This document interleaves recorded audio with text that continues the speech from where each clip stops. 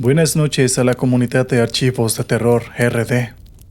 Llevo escuchando su podcast desde hace algún tiempo y me atrae mucho el tema. Primero porque me gusta mucho lo paranormal y segundo porque soy trailero y naturalmente me siento identificado con algunas de las cosas que se dicen aquí. Por ejemplo, cuando mencionan que esta profesión es muy solitaria. En mi caso particular, puedo pasar varios días sin hablar con nadie personalmente. Mis viajes son largos y duran al menos 5 o 6 días. E incluso he tenido viajes que han durado más. En todo el camino, solo hablo con la gente de los peajes y la policía cuando me paran para hacer los controles.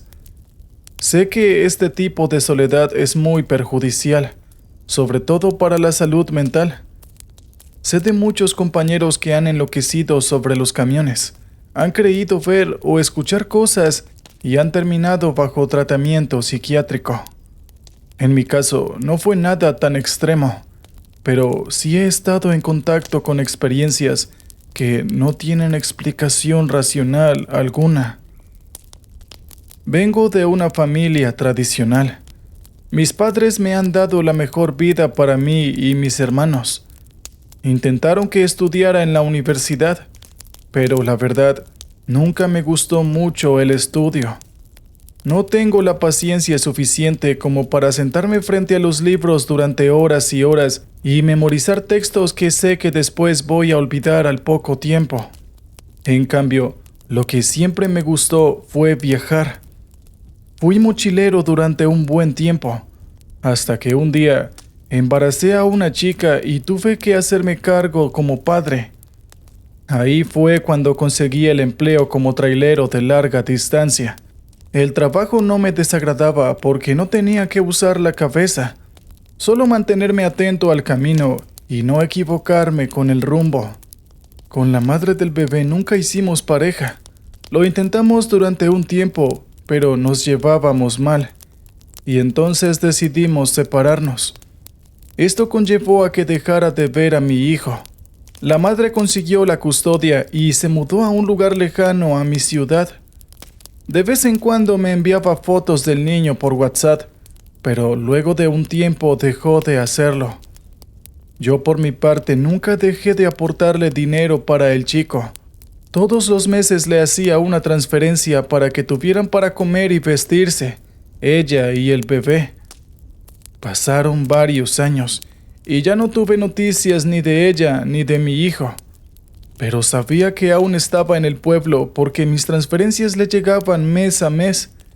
Al menos sabía que su cuenta estaba activa. Pero ella ya había dejado de responderme por completo y me había bloqueado en todas las redes sociales. Llegó un día en que desde la empresa me encargaron un viaje a una ciudad nueva, ya que habían cambiado de proveedores. Me di cuenta al observar el mapa que debería pasar por el pueblo donde supuestamente vivía la madre de mi hijo. Esto me provocó cierta inquietud, mejor dicho, ansiedad, porque supe que si llevaba la carga a tiempo, podría desviarme e intentar ver a mi hijo después de tantos años. No era una decisión fácil.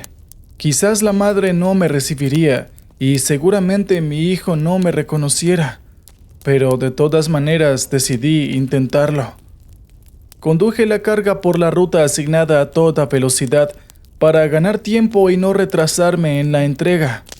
Cuando llegué al pueblo de la madre de mi hijo, yo llevaba al menos 3 horas de ventaja y supe que podía permitirme el desvío para intentar verlos. Conduje el camino hacia el desvío que llevaba al pueblo. Era uno de esos pueblitos pintorescos que han surgido por el turismo colonial. De hecho, el mismo pueblo parecía sumergido en una cápsula del tiempo. Vi muchos molinos de viento y granjas que se dedicaban al cultivo y la cría de pollos y ovejas. Las calles eran de tierra y el centro estaba adoquinado. Las casas eran de barro, pero algunas tenían la arquitectura propia de los siglos XVII y XVIII. De ese estilo colonial bien reconocible. Había unos pocos bares y algunas tiendas de ropa. Un policía montado a caballo me detuvo en una esquina.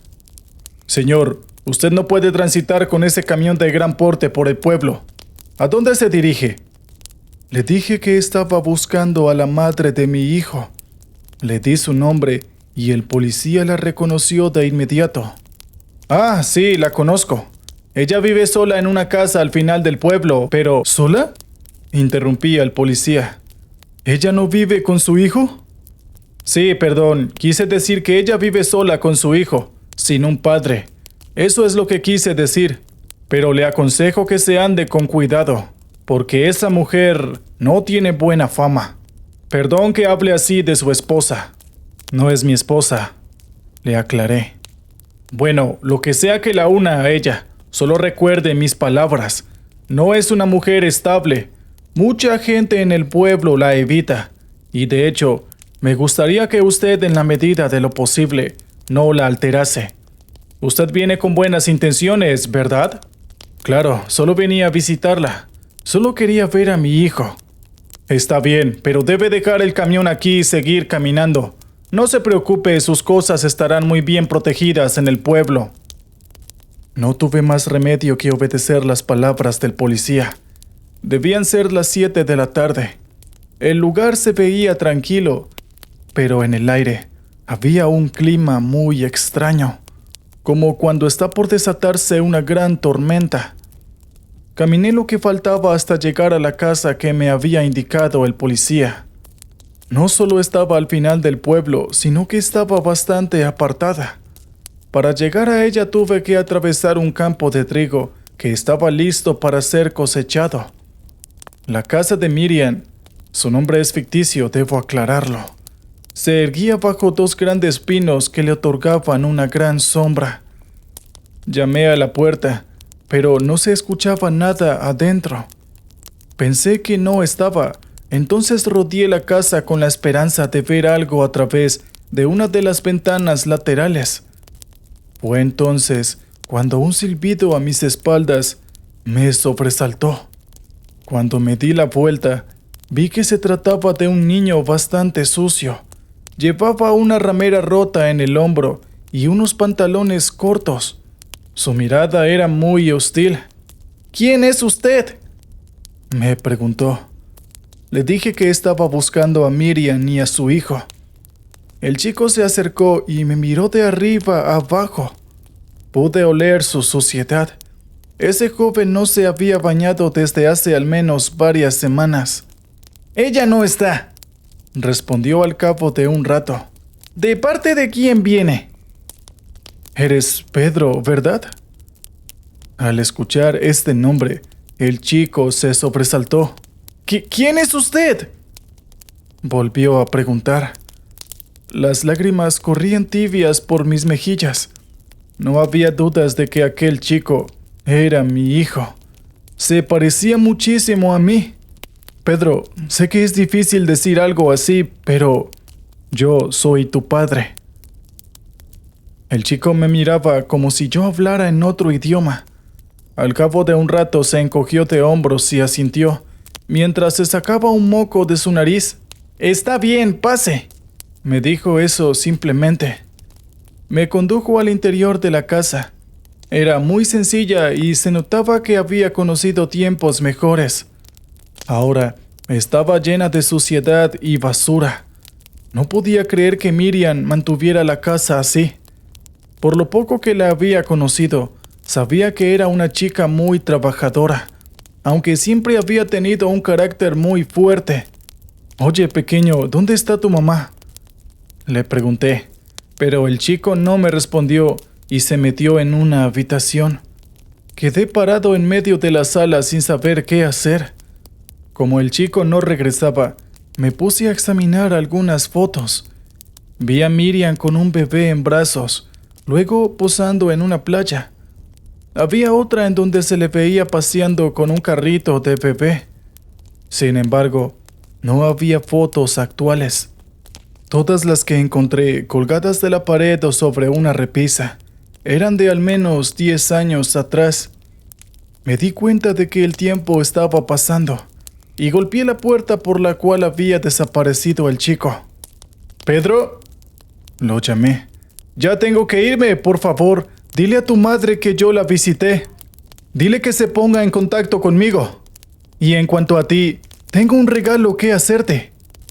El chico abrió la puerta trasera después de un rato.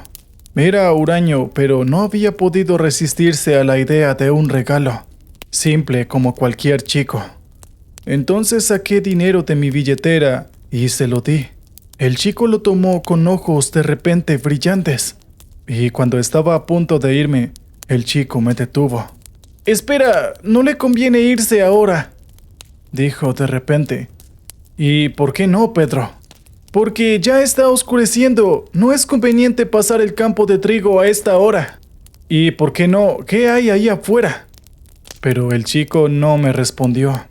Estaba mirando fascinado los billetes, pasándolos de una mano a la otra, como si los estuviera contando. «Pedro, dime la verdad. ¿Dónde está tu madre?» Como respuesta, el chico me señaló hacia el campo de trigo. «¿Ella trabaja ahí?» «No, no es eso. Solo me está buscando, como siempre». Pensé que estaba diciendo cosas sin sentido. Entonces le palmé el hombro y me despedí de él. «Espere, no vaya ahí», dijo el chico repentinamente. «Usted me cae bien. Quédese hasta que se haga de día». «Lo lamento, Pedro. No puedo hacer eso. Tengo que entregar una carga. Soy camionero y puedo perder el empleo si no llego a tiempo». «Entiendo. Suerte entonces». Así salí de la casa. El anochecer había llegado muy rápido y apenas podía verse un poco más allá del campo de trigo. Inicié el camino de regreso. El aire estaba quieto y no se movía ni siquiera una sola hoja. Al pasar por el campo de trigo, comencé a escuchar un ruido como de pasos. Giré para mirar, pero no vi nada. Seguí caminando y al rato, el ruido se repitió. Era evidente que alguien me estaba siguiendo. «¿Pedro?», dije al campo oscuro. «Pedro, ¿eres tú?». Nadie me respondió, pero creí ver algo más adelante. Parecía una figura encorvada en medio del campo de trigo, caminando muy despacio hacia mi dirección. «¿Miriam? ¿Miriam, eres tú?». De repente, sentí un miedo intenso. Sabía que debía alejarme de esa figura que se acercaba. Se escuchó un sonido como alguien hablando en susurros. La figura se agachó aún más y pareció caminar en 4 patas. Di media vuelta y ahí fue que comencé a correr. No supe si la figura me seguía, pero solo quería alejarme de ese lugar. Terminé de nuevo en la casa de Pedro, que estaba totalmente a oscuras. «¡Pedro, abre! ¡Soy yo! ¡Por favor! ¡Hay algo aquí! ¡Ayúdame! ¡Apúrate y ábreme!». Una luz se encendió en el porche y apareció una cara en la ventana. Reconocí de inmediato a Miriam, pero estaba muy aventajada. No debía tener más de 40 años. Sin embargo, parecía una mujer de 70 o más. Tenía el pelo blanco y arrugas alrededor de los ojos.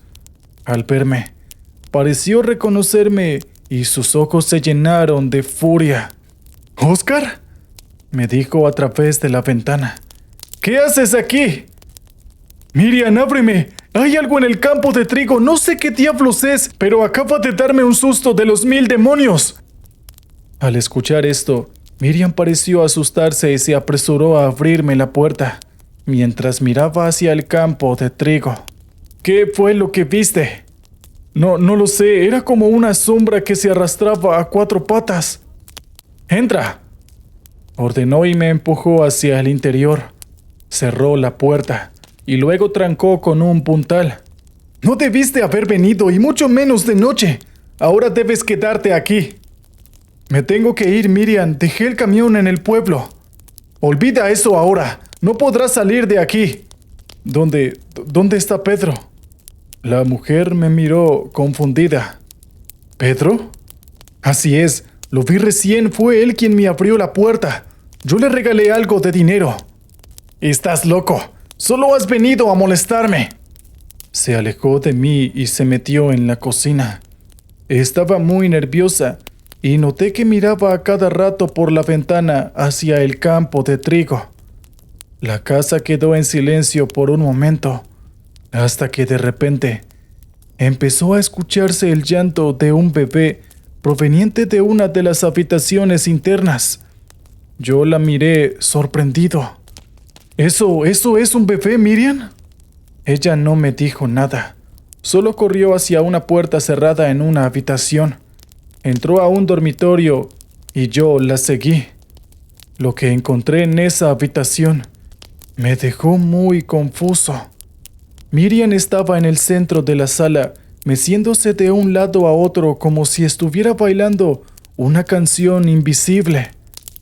En realidad, lo que hacía era sostener a un bebé en brazos y mecerlo mientras lo amamantaba.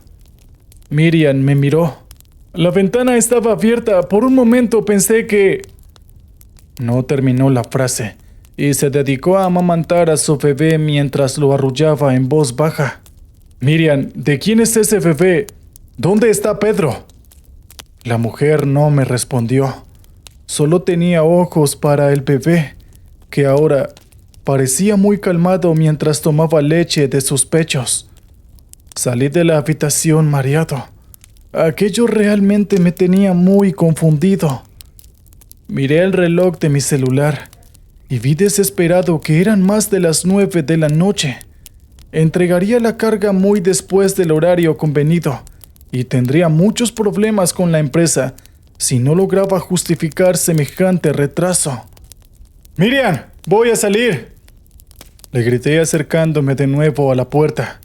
«Me voy a arriesgar a encontrarme con esa maldita cosa afuera. Lamento todos los problemas que tienes. Solo dile a Pedro que...» Me detuve. La puerta de entrada comenzó a sacudirse con golpes. Al principio eran débiles, pero luego se hicieron más intensos hasta que la casa entera temblaba. Miriam apareció corriendo con el bebé en brazos. Me gritó que no se me ocurriera abrir la puerta y me alejara de las ventanas. El bebé lloraba. Los golpes siguieron durante varios minutos y pensé que tirarían la puerta abajo. Yo comencé a temblar.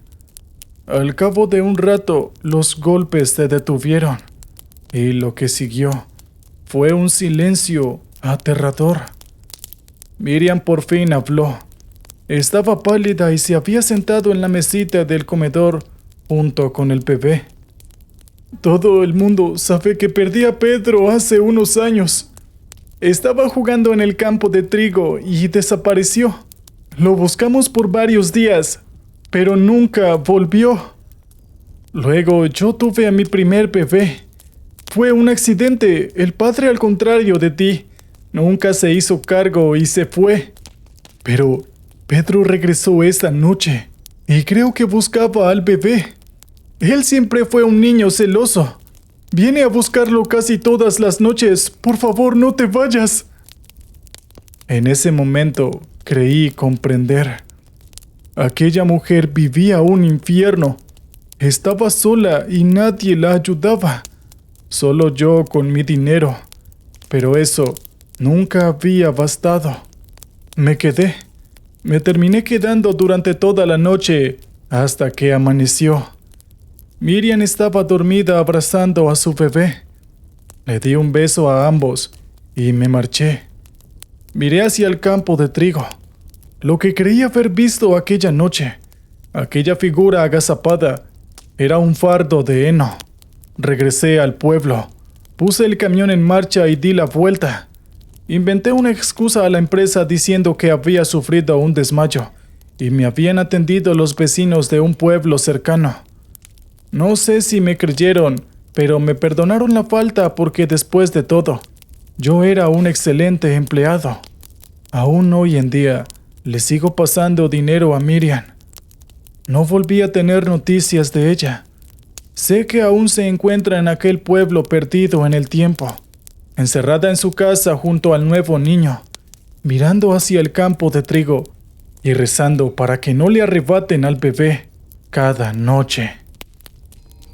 Si les gusta la emoción, el misterio o el terror, no se pierdan un solo episodio de nuestro canal. Asegúrense de darle me gusta a este video y no olviden activar la campanita.